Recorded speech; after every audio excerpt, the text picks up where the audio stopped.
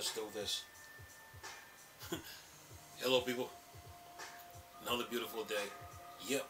Hope your five senses work. Health and strength is good or excellent. What? Look, my apology, guys. I accidentally hit the I actually deleted a video that I actually did. I had to repost it, so my apology for that. Sincere, humble apologies. Anyway, now, what are we going to talk about? Listen to this. Remember I told you months ago, weeks ago, that Square Enix and PlayStation are partners in crime? We're about to find out why in a minute. Remember this game on PlayStation that opened the floodgates? All right. Now you know. Now you will know why Final Fantasy VII Remake will never come to Xbox. Listen to this. It says here, Final Fantasy 16 is PlayStation exclusive because Sony made the best offer. Final Fantasy 16 is PlayStation exclusive because Sony made the best offer. But come on now, I don't know who they're fooling with that statement, because if you go back to the Nintendo 64 days, cartridge versus CDs, when Nintendo was using cartridge, Squaresoft, now known as Square Enix, had a falling out with Nintendo over CD versus cartridge. And then Square Enix now became the home of PlayStation. This is where it all started from. So when I see this article now in Square Enix was making games. They were their own company, own studios. Squaresoft were their own studios. But when they merged, they become Square Enix. So now, Final Fantasy 16 that's coming out is a PlayStation exclusive. But they said because Sony made the best offer. But come on now, any Final Fantasy fan knows that they'll laugh at that statement. They know it's because of what happened with the PlayStation 1 and Final Fantasy 7 and what happened between Squaresoft and Nintendo over cartridge versus CD. Okay? So anyway, it says here, Final Fantasy 16 is PlayStation exclusive because Sony made the best offer. Alright, says here, Square Enix approached multiple companies, but Final Fantasy 16 is exclusive to PlayStation because Sony made the best offer. Game producer Yoshi P says. Says here, Square Enix approached multiple companies regarding Final Fantasy 16 development and licensing deals, and ultimately chose to make the game exclusive to PlayStation 5 because Sony made the best offer. But come on now. Anybody who knows the situation that happened back on PlayStation 1, they'll laugh at that statement. But anyway, says here, PlayStation is known for pretty much dominating Xbox in terms of JRPGs, and there's multiple reasons for this. Go back to PlayStation 1. You want to find JRPGs? Go back to PlayStation 1 and 2. Anyway, it says here, for one, Sony is a domestic Japanese gaming technology company. 2, PlayStation has a much larger install base worldwide and in Japan than Xbox. 3, Sony is apparently willing to invest in game projects via licensing and royalty fees, as well as giving third-party developer closer access to the console technology. Says here, in a recent interview with Game Informer, Final Fantasy 16 game developer Yoshi P discussed the process that Square Enix creative business unit 3 goes through in order to make these deals. It says Final Fantasy is one of Square Enix's most important franchise, there with Dragon Quest and Kingdom Hearts series. When we do begin development, we do approach multiple platforms, multiple companies about releasing the game. And when you approach them, they're going to come back to us with their offer. And then he says, Square Enix chose PlayStation because they made the best offer.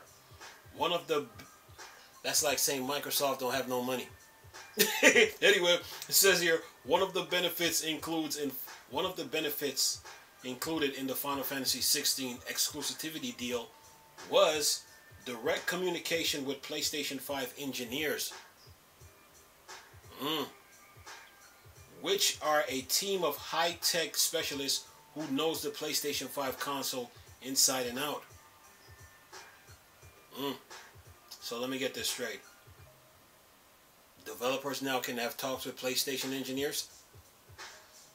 That's big.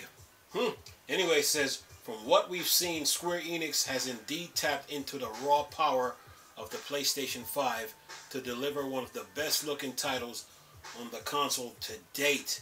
At least in promo materials, we haven't seen the final version of the game just yet. Yoshi P also says that developing for one platform really helps streamline content production. Yeah, Sony. Yeah, so PlayStation trying to raise the bar here. Then he says, that said, from a developer and programmer perspective, limiting development to one system makes it not only easier on us, but allow us the ability to optimize it. And that allow us the ability to maximize performance for that one system because we're only concentrating on that one system. And then it says here, remember that Xbox Series Duo includes the Series S, which significantly less power than the Series X and requires certain level of adjustment. While most developers haven't been outspoken on the Series S, the system is indeed much less powerful than its $499 premium sibling. Well, remember I told you guys that communication is key, very, very key now in video games. Remember when I was talking about the Steam Deck and Valve communicating with their users? And now we're in the era of social media and video games and how important our communication is. Well, I think PlayStation tried to raise the bar now as far as communication with developers and their hardware engineers, where Square Enix can talk to the engineers at Sony headquarters. But it goes deeper than that, though. But with them making the statement that they just made, we are. If you've been following Squaresoft, now known as Square Enix, if you go back to PlayStation 1, you will see how the relationship develop between PlayStation and Squaresoft, now known as Square Enix. Between those two console generation, PlayStation 1 and PlayStation 2, that's like 12 years of relationships of building. Because when Microsoft came in, they came in with their own games. Sony and Square were like partners in crime. They had a good solid foundation. So communication is key in all this. And you know, of course, Square Enix, I mean, is a Japanese company, and PlayStation is Japanese.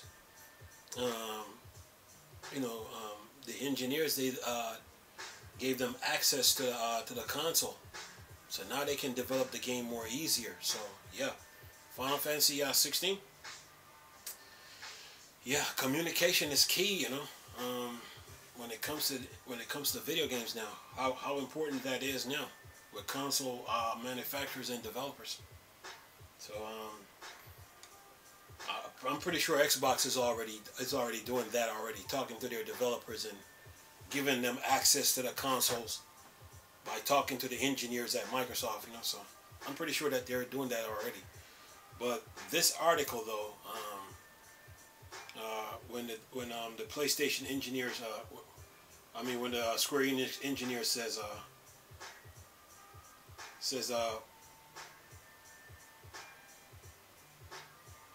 when he says see if I can get this statement here. Okay, if I can pull it up. He says, that said, limiting developers to one system make it easier on us, but allow us the abilities to optimize this.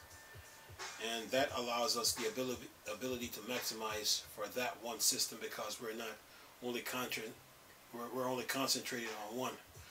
But back up in the article, it talks about talking to the engineers, you know, the hardware engineers at Sony. You know, Square Enix talking to the engineers. So now they got access to the hardware now to really utilize that PlayStation 5. You're probably going to see the same thing with Spider-Man 2 when it comes out. Yeah, but you know, Squaresoft, now known as Square Enix, because they merged with Enix. They had a good relationship with Sony from PlayStation 1 days and PlayStation 2. That's like 12 years, you know. So yeah, that's a long. That's a 12 years. That's a lot of days, a lot of seconds, a lot of minutes, a lot of hours, a lot of weeks and months of communicating between the two, Square and Sony. So of course they was gonna choose their home base, and then you put the Activision Blizzard situation into the mix too. That plays a role too. It's not just, oh, they had access to the engineers and Sony made the best offer. There's other things that's involved in the situation too. So yeah, I mean, Square and Sony is like this. They're not going to separate. Square and Sony, nah. Separation, no. They're not going to separate, you know, because they had a long relationship between the PlayStation 1 and 2 to get to know each other and what to expect, you know. So yeah, and then that carried over into the PS3, into the PlayStation 4, and now the 5. So yeah, and Sony and Square Enix are both Japanese companies. So yeah, you know, but that shouldn't stop Microsoft though. That shouldn't stop Microsoft from making games. You know, it shouldn't stop them. You know, I mean, from doing video games. Microsoft just got to keep pushing, you know, and keep going on from there. But yeah, Squaresoft, now known as Square Enix, and Sony, yeah, they're like this. They're tied from the feet up, tied together from the feet up. So yeah. Yeah, but other than that, you know, video game industry will continue to move on, you know, and you know, Sony giving